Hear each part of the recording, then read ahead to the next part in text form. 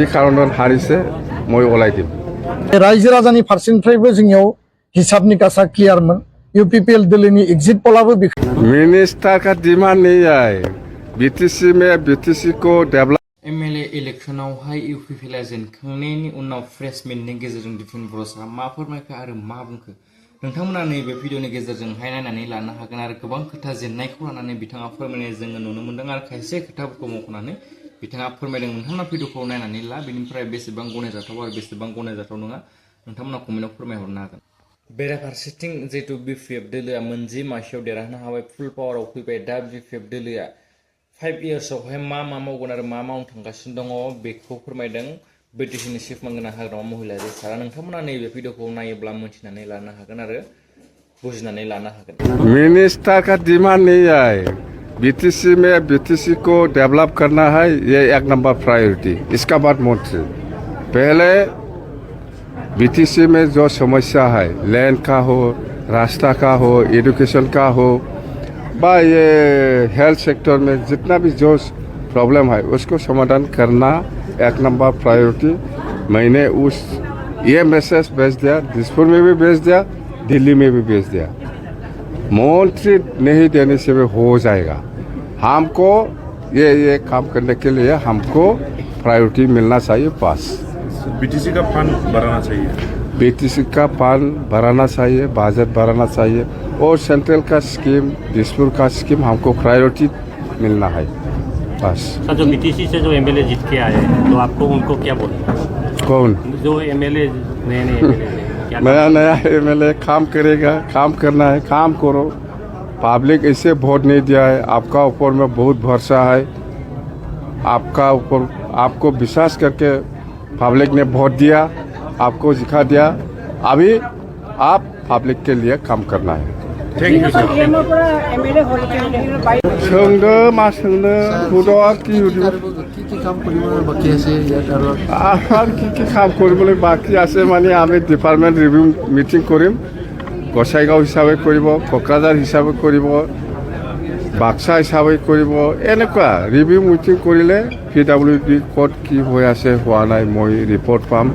এডুকেশ্যনত কি হৈছে হোৱা নাই মই ৰিপৰ্ট পাম তো সেই হিচাপত ৰিভিউ মিটিঙত যিটো আহিব সেইটো প্ৰায়োৰিটি বেচিছত আমি কাম কৰি যাম মুঠতে কাম কৰিব লাগে ৰাইজে বহুত আশা কৰি আছে আমাৰ ওপৰত বহুত আশা কৰিছে আশা কৰা মতে আমিও কাম কৰিব পাৰিব লাগিব কথা সেইটো মুঠতে ৰাইজে বিৰাট বিশ্বাস কৰিছে আমাৰ ওপৰত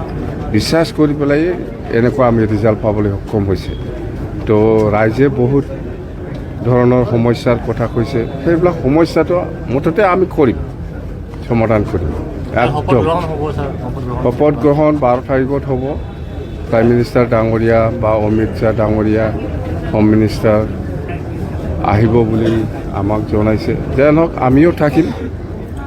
আমাৰ মন্ত্ৰী আমাৰ বাৰ্গেনিং নহয় ওদালগুৰিৰ পৰা আজি কোকৰাঝাৰলৈকে একে কথাই কোনোবাই যদি ব্যক্তিগত আলোচনা কৰি পেলাই কোনোবাই যদি মন্ত্ৰী পায় আমাৰ ক'বলৈ একো নাই কিন্তু আমাৰ দলৰ পৰা মন্ত্ৰী বাৰ্গেনিং নাই এইটোতো ব্যক্তিগত কথা আপুনিও বিচাৰিব পাৰে মন্ত্ৰী ময়ো বিচাৰিব পাৰে মন্ত্ৰী আপুনিও বিচাৰিব পাৰে কোনোবাই মই কৈছোঁ মন্ত্ৰী বিচাৰাটো চবেই বিচাৰিব পাৰে এইটো অধিকাৰ কিন্তু আমাৰ দলৰ পৰা স্পষ্ট কৈছে মন্ত্ৰী বাৰ্গেনিং নহয় এক নম্বৰ BTCটো প্ৰায়োৰিটি আমাক কাম কৰিবলৈ সুবিধা আমি পাব লাগে দিছপুৰৰ পৰা দিল্লীৰ পৰা বাজেট বঢ়াব লাগে সেইটোৱে ইয়াৰ পিছত মন্ত্ৰী দিয়ে না নিদিয়ে দিছপুৰৰ কথা सर असम में नया सरकार जो होने जा रहा है तो आपकी बीपीएफ से मतलब क्या होंगे এই ইছ্যুলৈকে মই হাত দিব সময়ো পোৱা নাই মই দিম হাত দিম কি কাৰণত হাৰিছে মই ওলাই দিম हिसाबै यूपीपीएल दोलोखौ बासिनानै लादोंमोन आरो लानायनि उनाव दलाव हाबनायनि उनाव पार्टी हाइकमान्ड आंनो टिकेट होदों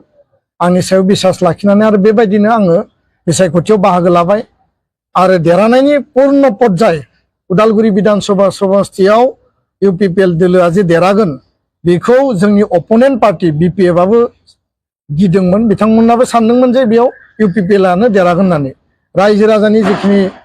जोंनि जि सायाव जिखिनि बिसास आस्था आरो जोंखौ जि सापर्ट होनाय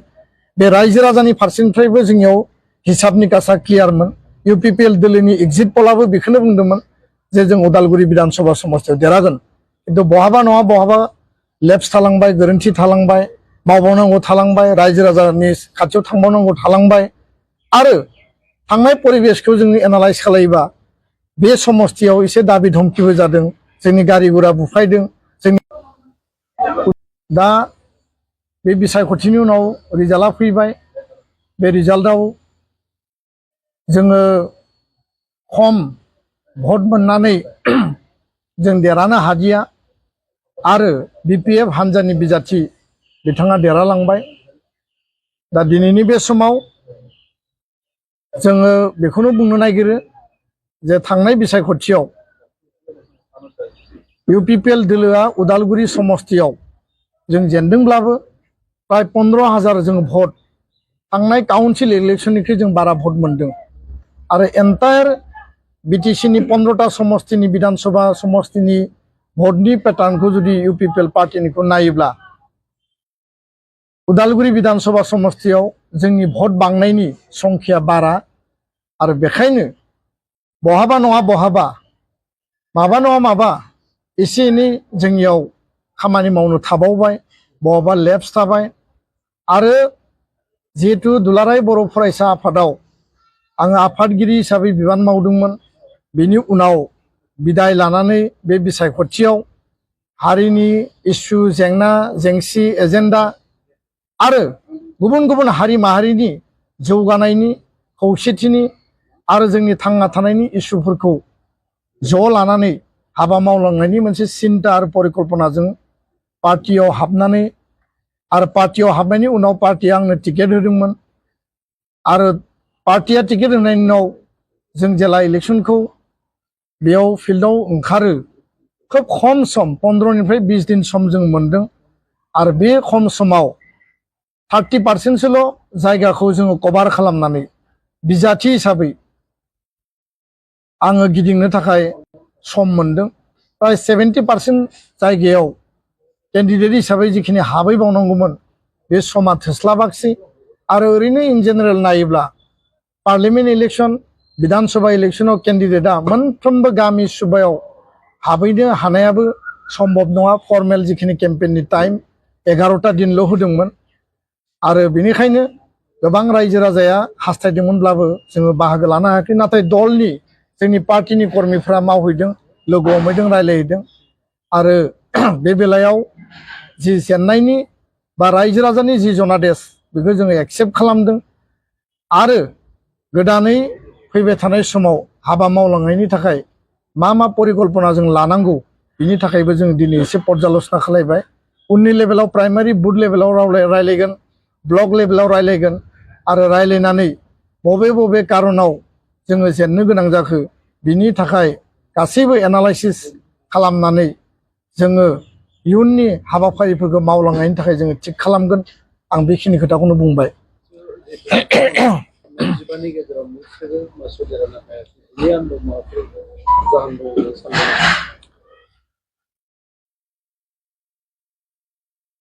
इउपिपिएल पार्टिनिफ्राय प्राय बिटिसिआव 15टा आरो बाहेरायाव मोनथाम 18टा सिटआव कन्टेस्ट खालामदोंमोन आरो पार्टी हाइकमान्डनिफ्राय टिकेट होनाय जादों सेन्ट्रेल लेभेलाव बेनि पर्यालोचनाया जागोन जोंनि पार्टीनि आफादगिरि मानगोनां प्रमद बर' बिथां आरो वर्किं चेयारमेन रोनगोरा नार्जारी आरो पार्टीनि फाउन्डार माने आफादगिरि माने बारग' आफादगिरि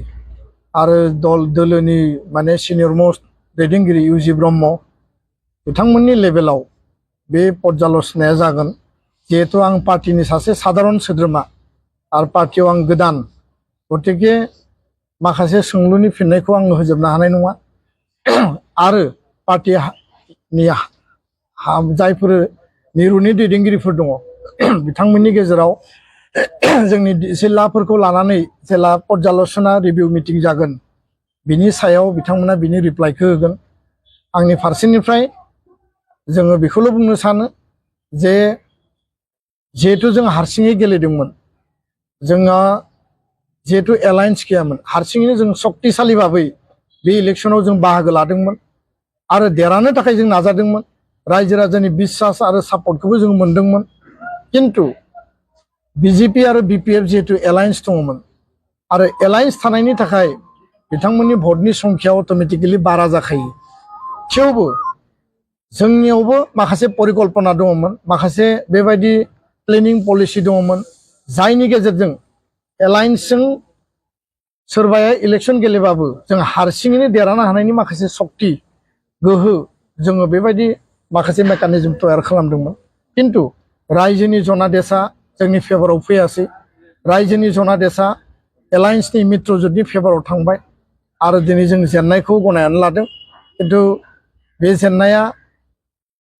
माने मोनसे लेसन आरो इयुनाव बे लेसनखौ लानानै इयुननि बिसायख'थिखौ देरहानायाव रायजो राजानि अभाब अभियोग रायजो राजानि जेंना रायजो राजानि समस्या रायजो राजानि पाब्लिकनि इस्युस आरो दाबिफोरखौ लानानै बिधान सभानि सिङाव जों थांनो हायासैब्लाबो बिधान सभानि बाहेराव थानानै जोङो